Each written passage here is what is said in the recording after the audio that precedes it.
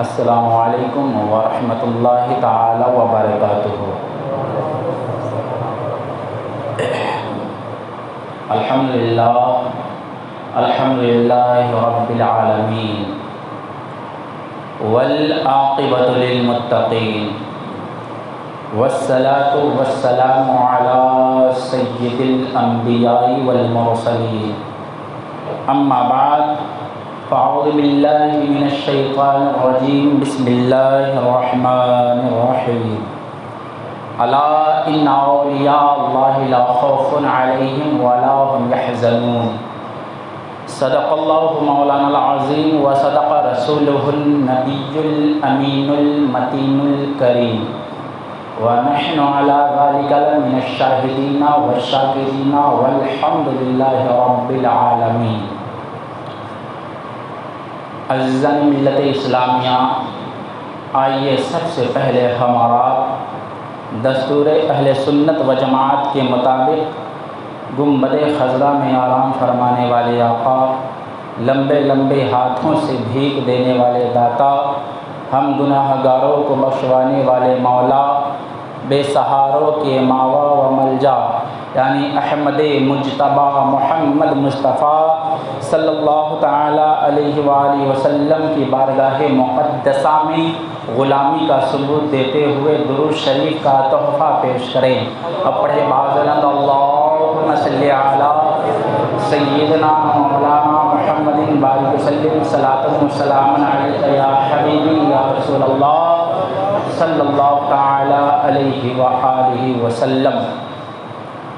شاعر کہتا ہے نگاہ ولی میں وہ تاثیر دیکھی، نگاہ ولی میں وہ تاثیر دیکھی، بدلتی ہزاروں کی تقدیر دیکھی۔ نگاہ ولی میں وہ تاثیر دیکھی، بدلتی ہزاروں کی تقدیر دیکھی۔ اور فاضل بریلوی علیہ رحمت و رضوان کیا ہے خوب فرماتے ہیں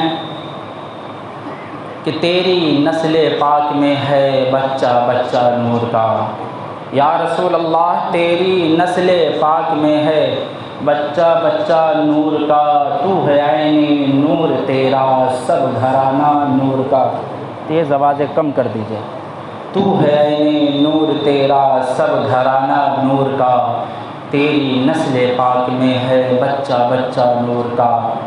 چاند جھک جاتا جدھر انگلی اٹھاتے مہد میں، چاند جھک جاتا جدھر انگلی اٹھاتے مہد میں، کیا ہی چلتا تھا اشاروں پر کھلونا نور کا، یا رسول اللہ تو ہے عین نور تیرا سب گھرانہ نور کا۔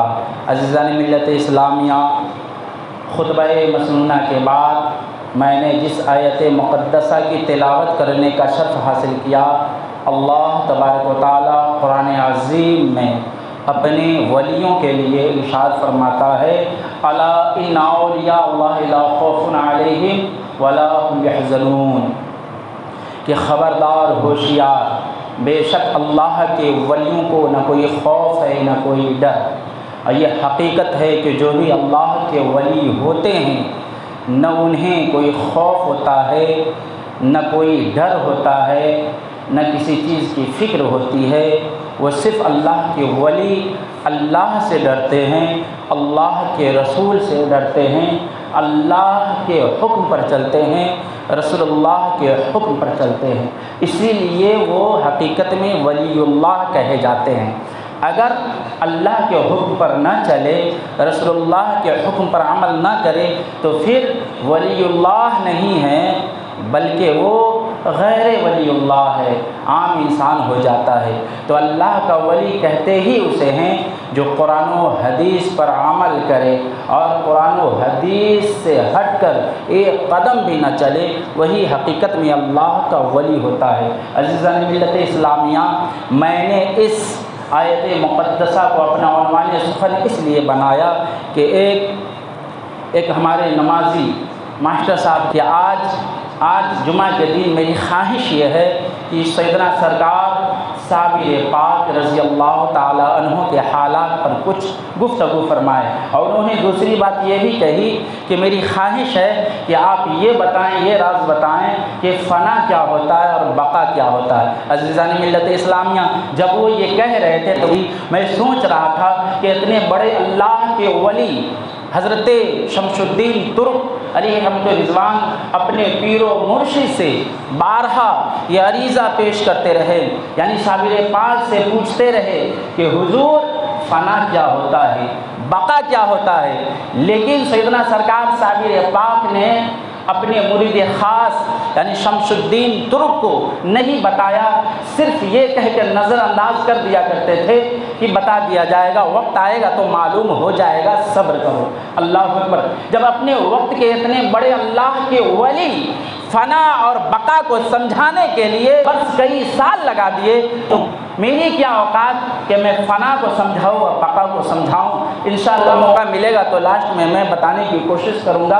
عزیزان ملت اسلامیہ، تو اللہ تبارک و تعالیٰ قرآن عظیم میں ارشاد فرماتا ہے، الا ان اولیاء اللہ لا خوف علیہم ولا هم یحزنون، کہ بے شک خبردار اللہ کے ولیوں کو نہ کوئی خوف ہوتا ہے نہ کوئی ڈر۔ یہ حقیقت ہے کہ جو اللہ کے ولی ہوتا ہے اسے کسی چیز سے ڈر نہیں لگتا۔ عزیزان ملت اسلامیہ، ولیوں کا سلسلہ اللہ نے کیوں جاری رکھا؟ پہلے کے دور میں اللہ تبارک و تعالیٰ اپنے نبیوں کو بھیجا کرتا تھا، اپنے رسولوں کو بھیجا کرتا تھا، تاکہ یہ نبی یہ رسول روئے زمین پر جائیں اور میرے بندوں کو صراط مستقیم پر چلائے۔ صراط مستقیم یعنی سیدھا راستہ بتائے، حق راستہ بتائے، لوگوں کو گمراہی سے دور کرے اور حق کی طرف لے جائے، نمازوں کا حکم دے اور جو نیک کام ہے اس کا حکم دے۔ تو اللہ کے نبی جو آیا کرتے تھے وہ اللہ کے پیغام کو لوگوں تک پہنچایا کرتے تھے اور وہ حکم دیتے تھے کہ اللہ ایک ہے، اسی کی عبادت کرو، وہی عبادت کے لائق ہے۔ اللہ اکبر!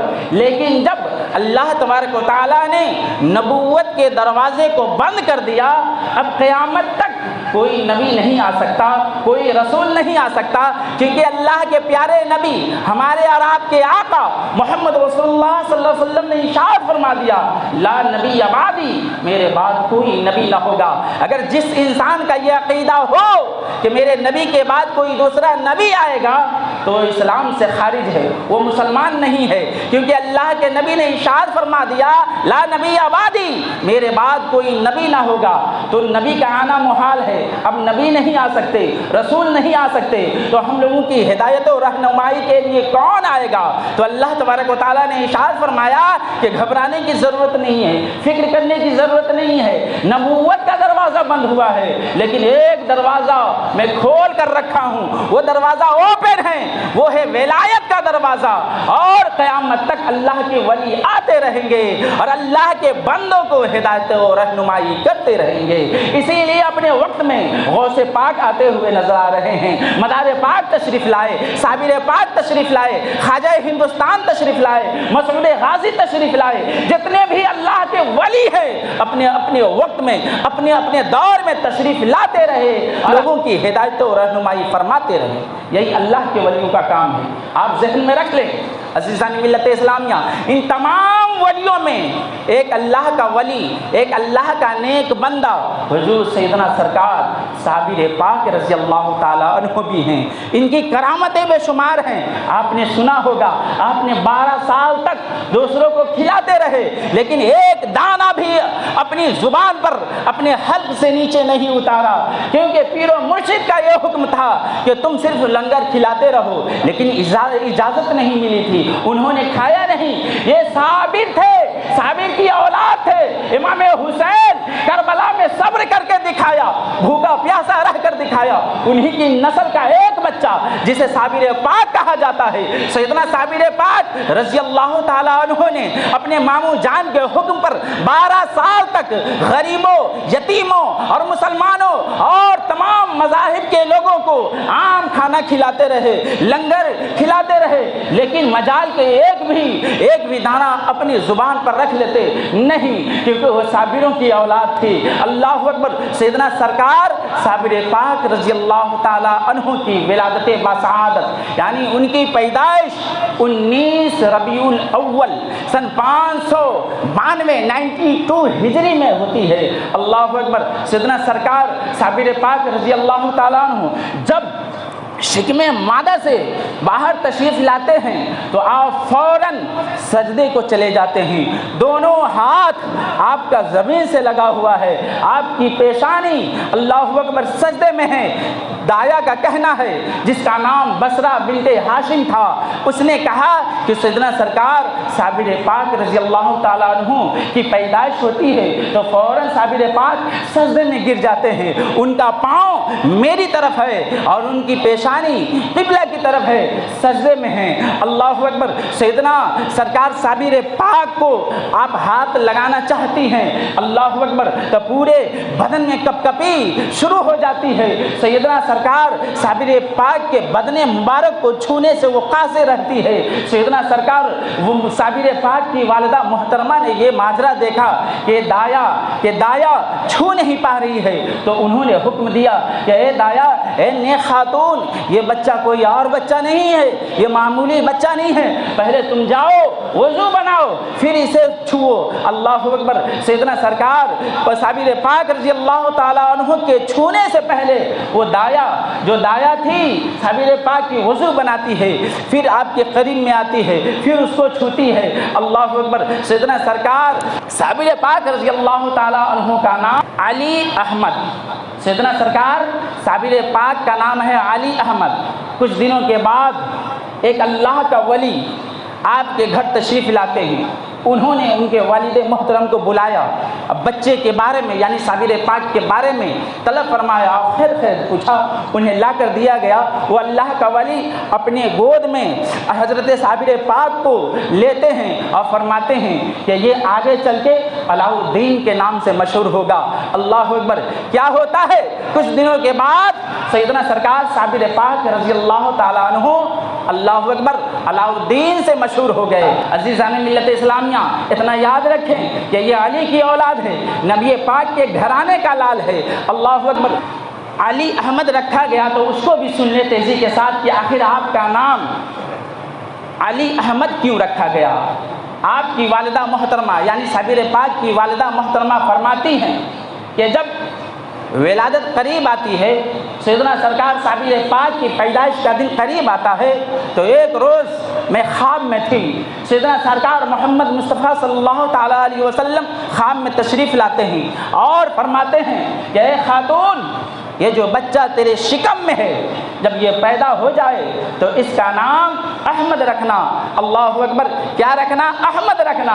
اس کے بعد کچھ دنوں کے بعد پھر سیدنا سرکار صابر پاک کی والدہ محترمہ آرام فرما رہی تھی، پھر خواب میں سیدنا سرکار مولا علی شیر خدا مشکل کشا حیدر کرار حسنین کے بابا خواب میں تشریف لاتے ہیں، وہ بھی فرماتے ہیں کہ اے نیک خاتون، یہ بچہ تیرے شکم میں ہے، تیرے پیٹ میں ہے، جب اس کی ولادت باسعادت ہو جائے تو اس کا نام علی رکھنا۔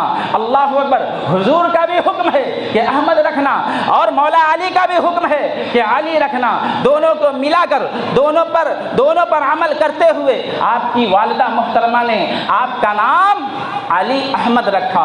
عزیزان ملت اسلامیہ، علی احمد رکھا۔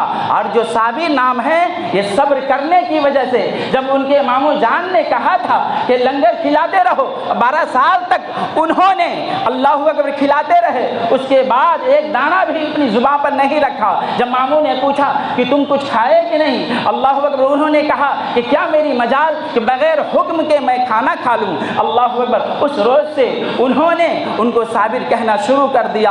اللہ اکبر۔ اس دن سے ان کا نام، ان کا لقب صابر ہو گیا۔ عزیزان ملت اسلامیہ، یہیں تک محدود نہیں ہے بلکہ ان کی بے شمار کرامتیں ہیں۔ اللہ اکبر۔ آپ کی پرورش بہت غربت میں ہوئی۔ جب آپ 4 سال کے 4 ماہ 4 دن کے ہو جاتے ہیں تو آپ کی بسم اللہ خوانی کرائی جاتی ہے، اور والدہ محترمہ نے خود اپنی نگرانی میں انہیں تعلیم و تربیت سے آراستہ و پیراستہ کیا۔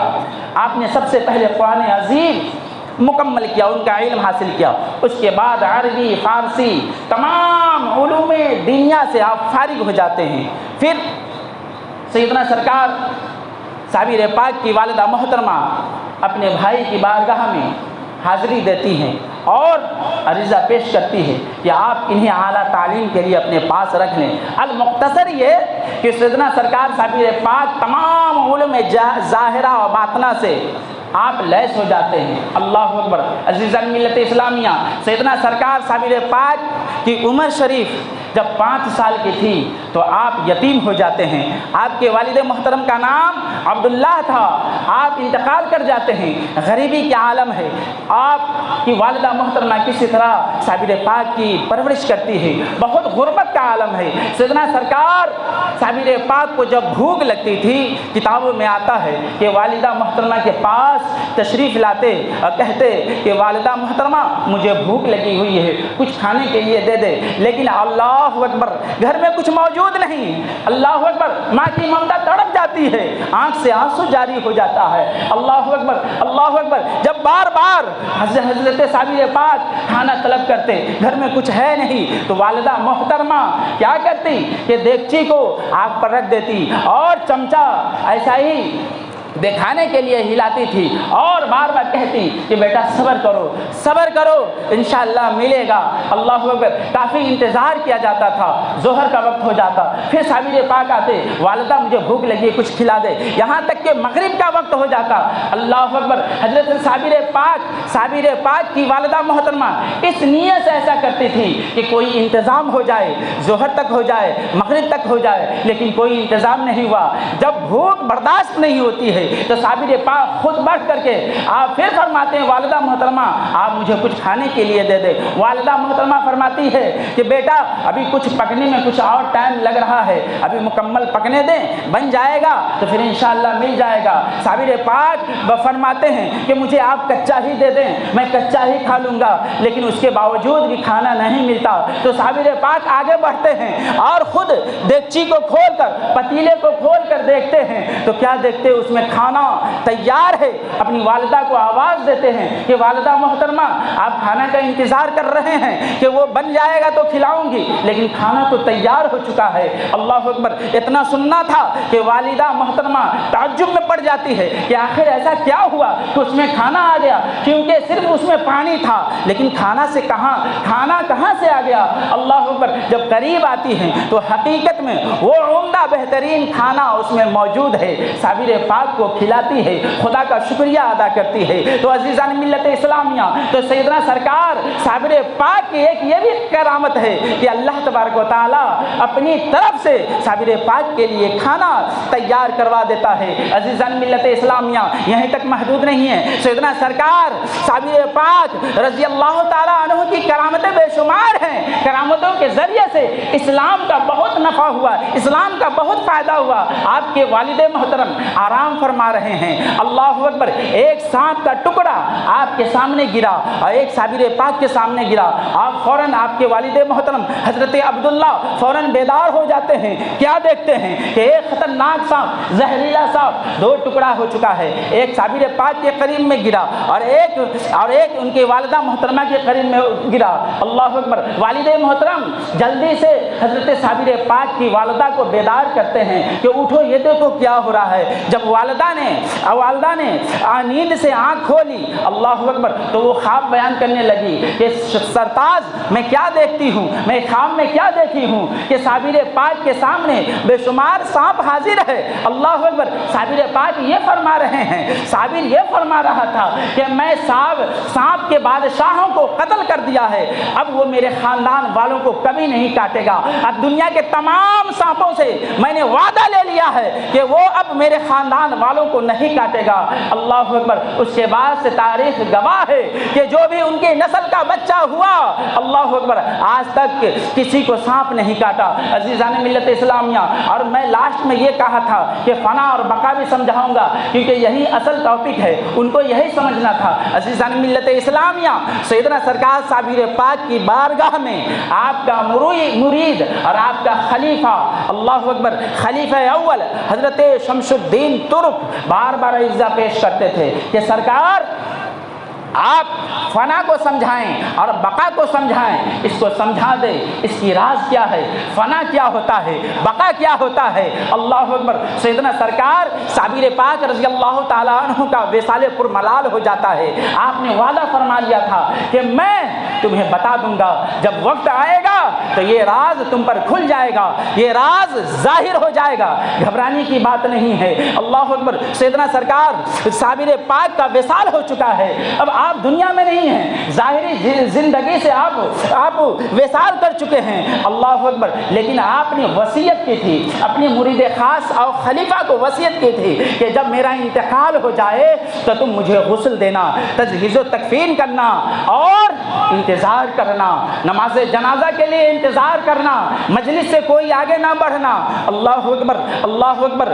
پیر صاحب کی وصیت کے مطابق، اللہ اکبر، ان کے مریدین، ان کے خلیفہ آپ کے وصال کے بعد آپ کو غسل دیتے ہیں، غسل دینے کے بعد کفن پہناتے ہیں اور چارپائی پہ رکھ دیتے ہیں۔ نماز جنازہ کے لیے تیاری شروع ہو جاتی ہے، رواں دوا سب لوگ نماز جنازہ ادا کرنے کے لیے، اللہ اکبر، جائے جنازہ حاضر ہوتے ہیں، جنازہ گاہ میں حاضر ہوتے ہیں تاکہ پیر و مرشد کی نماز جنازہ پڑھائی جائے۔ اللہ اکبر۔ ہزاروں عالم و مفتی وہاں موجود ہیں، بے شمار اولیاء اللہ موجود ہیں، لیکن کسی میں ہمت و طاقت نہیں کہ وہ آگے بڑھے اور سیدنا سرکار صابر پاک کی نماز جنازہ پڑھائے۔ اللہ اکبر۔ کافی انتظار کر رہے ہیں، سب لوگ ایک دوسرے کو دیکھ رہے ہیں کہ کون ہے جو میرے پیر و مرشد کی نماز جنازہ پڑھانے کے لیے آئے۔ اللہ اکبر۔ کیونکہ پیر و مرشد کا یہ حکم تھا کہ کوئی نماز جنازہ نہیں پڑھائے گا، بلکہ غیب سے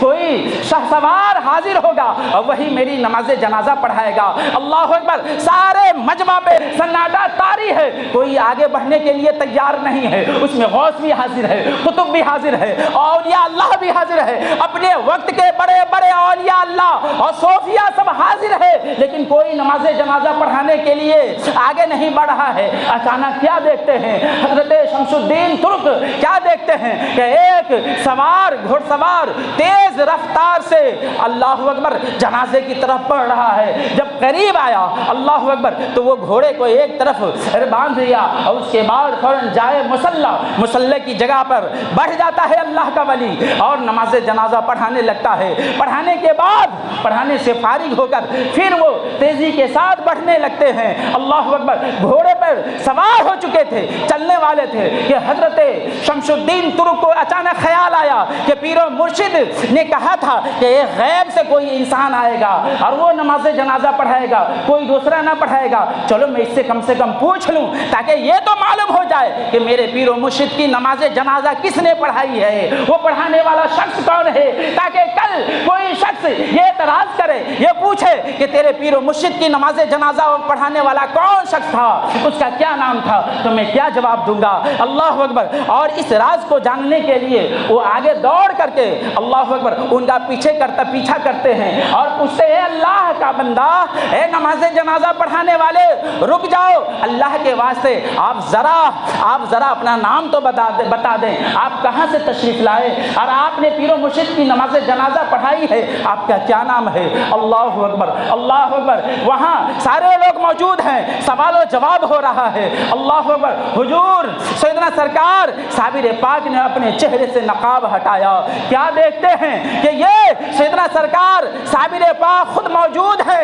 اللہ اکبر۔ دیکھ کے حیرانی میں پڑ جاتے ہیں، حیران ہو جاتے ہیں، دنگ رہ جاتے ہیں، تعجب میں پڑ جاتے ہیں۔ سیدنا سرکار صابر پاک فرماتے ہیں اے شمس الدین، تعجب کی بات نہیں ہے، حیرت کی بات نہیں ہے، یہ جو تم دیکھ رہے ہو، جو جنازہ ہے، جو قبر ہے، اللہ اکبر، وہ فنا ہے، اور جو تیرے سامنے میں کھڑا ہوں یہی بقا ہے، اور یہی فنا اور بقا کا ہے۔ اللہ اکبر۔ اسی وقت حضرت شمس الدین التمش نے یہ جان لیا کہ اللہ کے ولی ایسے ہوتے ہیں جو اپنی زبان سے جو وعدہ کرتے ہیں وہ وعدہ بھولتے نہیں ہیں، بلکہ مرنے کے بعد بھی اپنے وعدہ کو پورا کرتے ہوئے نظر آ رہے ہیں۔ اسی لیے سیدنا سرکار صابر پاک نے فنا کو بھی سمجھا دیا، بقا کو بھی سمجھا دیا، اور دوسری بات یہ ظاہر ہوئی کہ خود اپنی نماز جنازہ کے امام خود بنے۔ اللہ اکبر۔ اسی لیے کہنے والوں نے کہا ہے کہ نگاہ ولی میں وہ تاثیر دیکھی، نگاہ ولی میں وہ تاثیر دیکھی، بدلتی ہزاروں کی تقدیریں دیکھی۔ اسی لیے اللہ تبارک و تعالیٰ نے اپنے ولیوں کو اس زمین پر مبعوث فرماتا ہے، بھیجتا ہے، تاکہ بھٹکے ہوئے کو اللہ اکبر صحیح راستہ مل جائے، بھٹکے ہوئے کو ٹھکانہ مل جائے، بیواؤں، یتیموں، غریبوں کا کوئی پوچھنے والا نہ ہو تو اس کو سہارا مل جائے۔ عزیزان ملت اسلامیہ، اور اللہ تبارک و تعالیٰ نے اس آیت مقدسہ میں لفظ اعلیٰ کا ذکر فرما دیا تاکہ جو بدعقیدہ ہو، جو اولیاء اللہ کی شان میں گستاخی کرتا ہو، انہیں بھی تعلیم مل جائے، انہیں بھی سبق مل جائے کہ یہ معمولی چیز نہیں ہے بلکہ اللہ کے ولی ہے۔ خبردار، ہوشیار۔ یہ لفظ کہاں لگایا جاتا ہے، یہ جملہ کہاں لگایا جاتا ہے؟ وہاں لگایا جاتا ہے جہاں خطرہ کا زیادہ اندیشہ ہوتا ہے۔ عزیزان ملت اسلامیہ، آپ نے دنیا کا بھی جائزہ لیا ہوگا، آپ بجلی کے کھمبے پہ آپ نے دیکھا ہوگا وہاں ڈینجر کا بورڈ لگا دیا جاتا ہے۔ کیوں لگایا جاتا ہے؟ کہ یہ خطرناک جگہ ہے، یہ خطرناک جگہ ہے، یہ خطرناک جگہ ہے،